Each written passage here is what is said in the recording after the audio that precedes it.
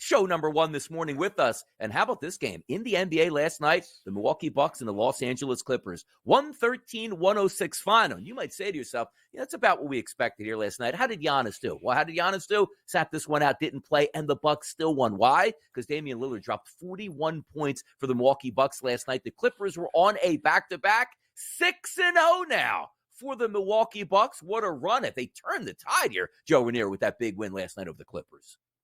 So, Donnie, as you know, I was filling in for Kevin Walsh last night there on Game Time Decisions. And yes, and just before we got off air, the news came in that Giannis was not going to be playing. And in real time, we watched it go from, keep in mind, this time yesterday morning, it was 5.5 Milwaukee.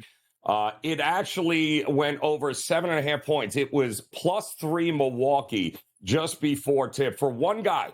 It was a classic overreaction in the market of the NBA when a star player sits as if they have nobody else NBA worthy on the team. It was a ridiculous line move, and we could not bet enough last night on Milwaukee. And we told all the viewers, too, do not be fooled. Damian Lillard can still play a little bit. He's still halfway decent.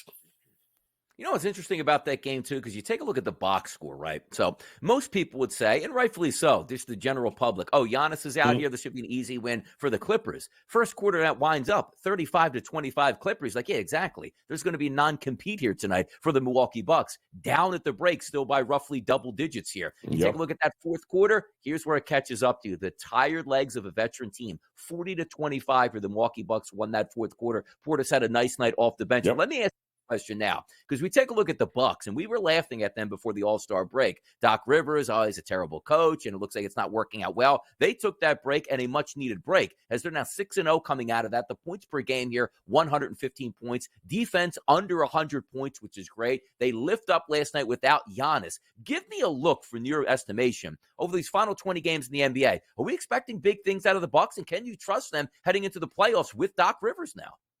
Yeah, the ironic thing is they did not have a lead in that game last night until the final 3.5-4 minutes when they finally took the lead. It was unbelievable, but it's a testament to, Damian Lillard and Brook Lopez and, dare I say, even Doc Rivers. I mean, it shouldn't shock people that on a veteran team that Doc Rivers comes in and figures some things out rather quickly here. And the schedule, I think, lined up for him pretty well as, also, Donnie. So last night was a great win. It was a win against a team that we don't put into the Charlotte category. But listen, you can only win the games that are on the schedule, right? And they're doing a pretty darn good job of that with Doc.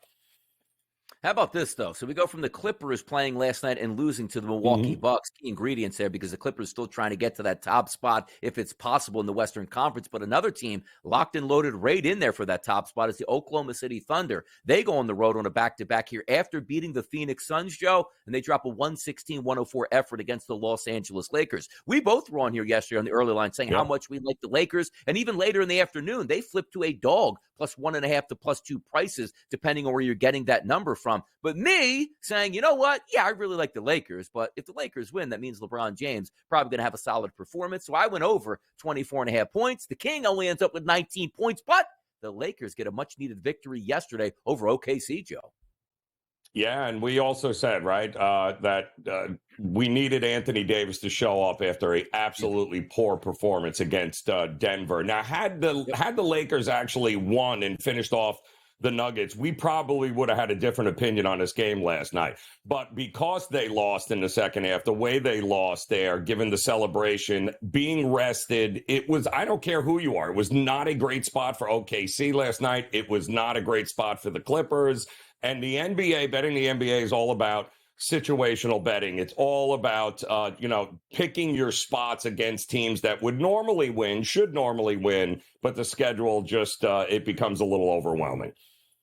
Take a look at that game yesterday, too, because you did have that line shift and move midway through the afternoon. We saw that questionable tag get hung on LeBron James with that ankle injury. So you started to think to yourself, no LeBron James, how do they fare? But he ends up playing in that game and played decent basketball. But it was all about OKC only getting to 104 points, which includes Shai Gilgeous-Alexander. He's automatic over 30 points. He scores 20 last night. That's usually the first thing I go to. They had balanced scoring in the starting lineup, just not a lot of scoring in that starting lineup. 27-18 in the second quarter here. The Los Angeles Lakers had the lead, and then in the third quarter won that quarter 37-29 before cruising to a victory. It'll be interesting to see how the Lakers go down the stretch, but I think we can be in agreement here. The Lakers will be in the playoffs. It's just a matter if they have enough in the tank to get through that 1 through 6 as opposed to playing in the play-in with the 7, 8, 9, and 10. So from your look for the Lakers right now, you're a betting man. Do the Lakers get into that top 6 here, Joe, or are they probably going to wind themselves up here and say, you know what, let's just get into the play-in rounds, let's stay healthy, and see if we can work our way through that?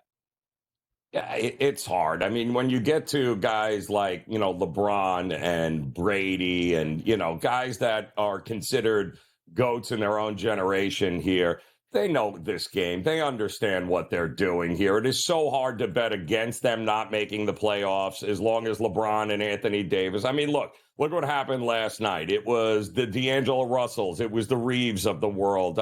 Everybody stepped up around the great ones, right? And even with AD and maybe LeBron a little hurt, a little banged up there, they were still able to. I mean, they opened the fourth quarter. They rattled off 6 straight threes.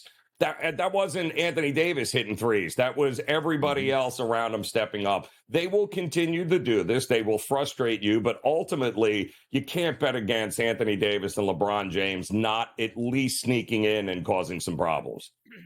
Looks like the Chicago Bulls here winding up in that play-in round because I don't think we're going to get too much push from those bottom feeders here. They the 113-109 victory on the road against the Sacramento Kings. We know the calling card typically for the Bulls is a little bit of a slower tempo, play some defense. That's a pretty good effort holding the Kings, who are known to play with tempo, to 109 points. But how about a rebirth here in this lineup? DeMar DeRozan drops 33 points in this game, which included 10 of 12 from field goal range and also 11 of 12 from the free throw line. Also chipping in White, 37 points in this game, and also DeSumo with 20 points. That was an impressive effort out of the Chicago Bulls. The one guy that's always going to stat stuff, by the way, for the Sacramento Kings is going to be Domantas Sabonis. Didn't have a triple-double, but had 18 and 21 in a losing effort. It's a nice win by the Bulls here, rounding into form in that play-in round here, Joe.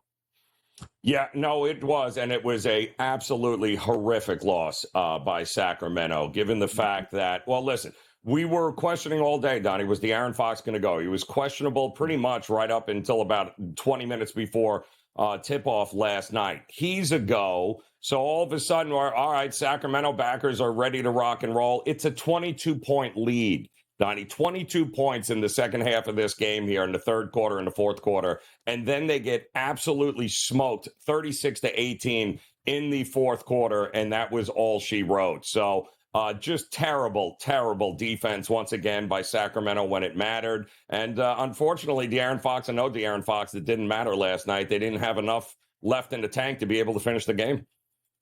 Having enough left in the tank to finish the game. That was the Minnesota Timberwolves yesterday, Joe. 119-114 over the lowly Portland Trailblazers. But wins are all that matters. Yesterday, looking at the standings, we saw ourselves looking at Oklahoma City with a half-game lead over the Minnesota Timberwolves. But as we just told you, the Minnesota Timberwolves picked up a victory while the Oklahoma City Thunder took a loss out there in Los Angeles. So now a new leader in the clubhouse is the Minnesota Timberwolves from yesterday. Now, the interesting thing is, you say, all right, how'd the starting lineup do yesterday? Alexander, Conley, Towns, Gobert, McDaniels. Wait a second. Where's your superstar Anthony Edwards at? 35 minutes coming off the bench, Joe Ranieri. How about this one? Missed tip-off and had to check in late. Now, this wasn't him coming to the arena late, like, oh, my goodness, there's so much traffic. I just got caught up out here, needed a police escort here just to make it by tip time.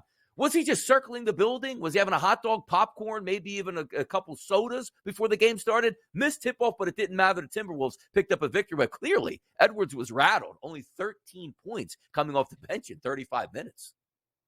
Let me give you the quote, Donnie. You ready? From Anthony Edwards. Quote, "I lost track of time." End quote.